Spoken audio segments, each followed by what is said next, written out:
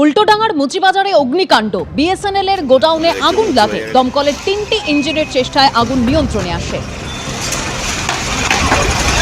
সামনাসামনি কিছু দোকান আছে, ভাঙাভাঙি চলছে।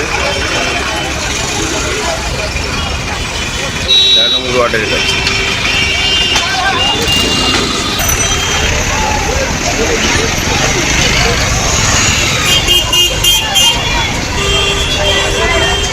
এটা ভেতর থেকে আগুনটা দেখা যাচ্ছে, আগুনের সামনে যাওয়া যাচ্ছে না। শাসকের রোষ থেকে কি রেহাই নেই উচ্চ মাধ্যমিক পরীক্ষার্থীরও? এই ঘটনা ঘটেছে পূর্ব বর্ধমানে, যেখানে অভিযোগ হচ্ছে উচ্চ মাধ্যমিক পরীক্ষার্থীকে মারধর করা হয়েছে, শুধু নয় ঠেলে পুকুরে ফেলে দেওয়া হয়েছে। ঘটনায় অভিযোগের তীর তৃণমূলের অঞ্চল সভাপতির বিরুদ্ধে। তৃণমূলের অঞ্চল সভাপতি এবং তার অনুগামীরা দল বেঁধে গিয়ে হামলা চালায় বলে অভিযোগ। গতকাল এই ঘটনা ঘটে, তারপর সেই আতঙ্ককে সঙ্গী করেই আজকে উচ্চ মাধ্যমিক পরীক্ষায় বসে ওই ছাত্র। ছবিটা একবার দেখুন। ড্রাইভারটা গায়ে হাত দিচ্ছে, বাবা গায়ে হাত দিচ্ছে, এই যে গায়ে হাত দিচ্ছে, এই যে আবার মেরে দিল আমাকে।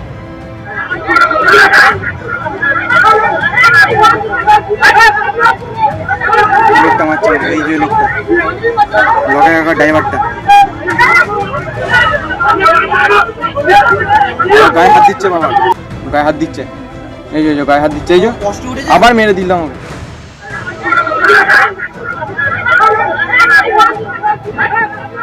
এখন ঘটনা কি ঘটেছে আরো বিস্তারিত জানবো। কমল কৃষ্ণ দে আমাদের প্রতিনিধি রয়েছেন সরাসরি। এই যে সিসি ক্যামেরার ফুটেজ, যেখানে স্পষ্ট দেখা যাচ্ছে যে দিনে দুপুরে সবার সামনে এই উচ্চ মাধ্যমিক পরীক্ষার্থীকে মারধর করা শুধু নয় কমল, একেবারে ঠেলে পুকুরে ফেলে দেওয়া হচ্ছে।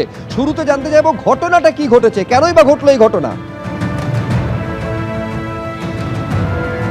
দেখো, ঘটনা হচ্ছে সম্পত্তিগত বিবাদ। একে পরিবারের দাদা এবং ভাই কয়েক বছর আগে মারা গেছে, তার বিধবা বউ, এবং সেই বিধবা বউয়ের সাথে তার যে শ্বশুরবাড়ি, সেই শ্বশুরবাড়ির যে সম্পত্তিগত বিবাদ, এই বিবাদ নিয়ে সমস্যা হচ্ছিল।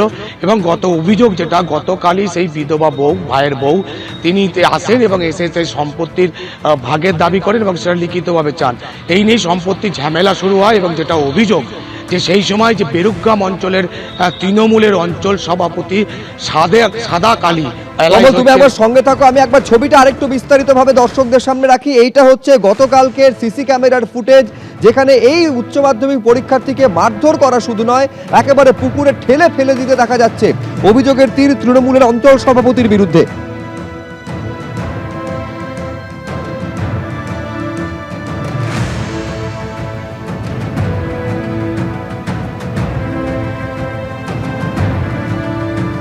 আমি আবারও যোগাযোগ করব, কথা বলবো আমাদের প্রতিনিধি কমল কৃষ্ণ দেব সঙ্গে। একটা পারিবারিক সম্পত্তি নিয়ে বিবাদ, সেখান থেকে সেই বিবাদ থেকে একজন উচ্চ মাধ্যমিক পরীক্ষার্থী পরের দিন যে জীবনের অন্যতম বড় পরীক্ষায় বসতে চলেছে, তাকেও রেয়াত করা হলো না। একদমই সেটা যে সাদা কালী, তার বিরুদ্ধে যেটা অভিযোগ, এলাইস হচ্ছে লকায়, তিনি তার দলবল নিয়ে আসেন এবং তারপরে যেটা অভিযোগ, যিনি উচ্চ মাধ্যমিক পরীক্ষার্থী তার সাথে বচসা হয় এবং তাকে মারধর করা হয়।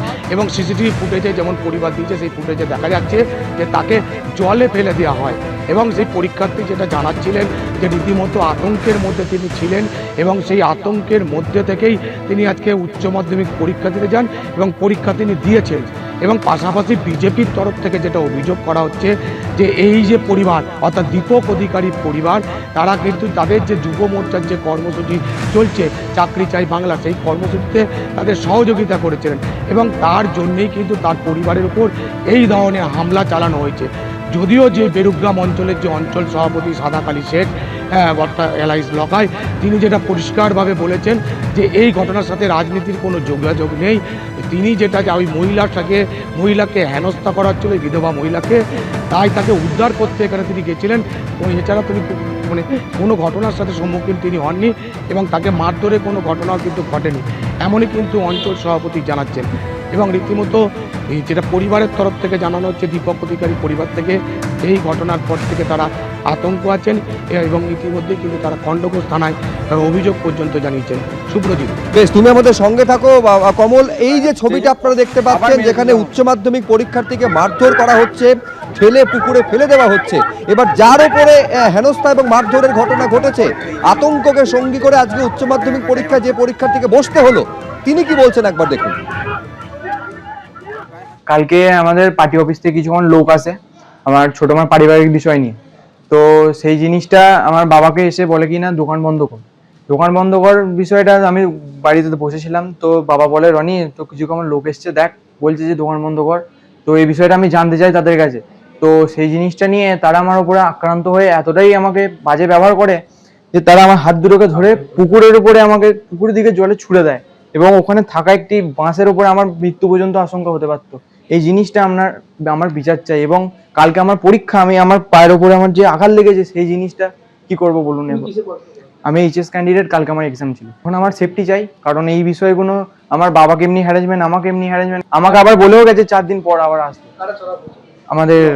আমাদের বিধান সভাপতি আমরা তৃণমূলের রকাই। আর এই ঘটনা নিয়ে শুরু হয়েছে রাজনৈতিক চাপানুতর, কিন্তু যার বিরুদ্ধে অভিযোগ তৃণমূলের অঞ্চল সভাপতি, রাজনীতির যোগের কথা সম্পূর্ণ তিনি অস্বীকার করেছেন। কিন্তু ছবিতে যেটা ধরা পড়েছে, স্পষ্ট দেখা যাচ্ছে এই উচ্চ মাধ্যমিক পরীক্ষার্থী।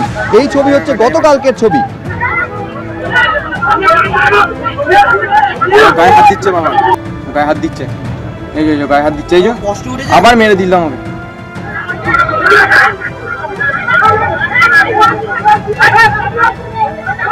লোকটা মারছে, এই যে লোকটা লগা ড্রাইভারটা। একটা জমির পরিবর্তে একটা রেল গেছে চাকরি দেওয়ার জন্য ছিল, দিয়ে সে চাকরিটা দিইনি বলে পার্টি অফিসে ওরা যায় বারে বারে। দিয়ে পার্টি অফিস থেকে আমরা কালকে ডেকেছিল, যায়নি বলে দিয়ে লোকজন এসে আমাদের উপর চড়া হওয়া, দোকান বন্ধ কর, মারধর। ছেলেটা কালকে পরীক্ষা দিতে যাবে, ছেলেটাকে মারধর করে জলে ফেলে দিয়েছে। ওরা তৃণমূল পার্টি করে। কি বলে গেছে আমাকে? আমরা বলছি আবার 4 দিন পর আসবো, তো বাবাকে ছেলেকে দুজনকে তুলে নিয়ে চলে যাবে। পরদিন উচ্চ মাধ্যমিক পরীক্ষার তার আগের দিন উচ্চ মাধ্যমিকে পরীক্ষার্থী শাসকের রোষ থেকে তারও কোনো নিস্তার নেই। ছবিতে স্পষ্ট দেখা যাচ্ছে এই উচ্চ মাধ্যমিক পরীক্ষার্থী, তাকে মারধর করা হয়েছে, হেনস্থা করা হয়েছে, এমনকি ঠেলে পুকুরে ফেলে দেওয়া হয়েছে। ঘটনায় অভিযোগের তীর উঠেছে, অভিযোগের তীর তৃণমূলের অঞ্চল সভাপতির বিরুদ্ধে।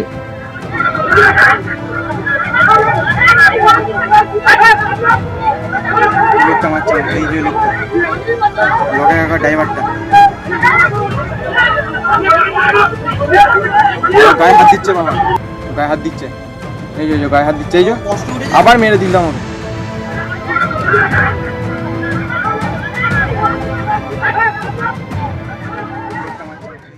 এবিপি আনন্দ, এগিয়ে থাকে, এগিয়ে রাখে।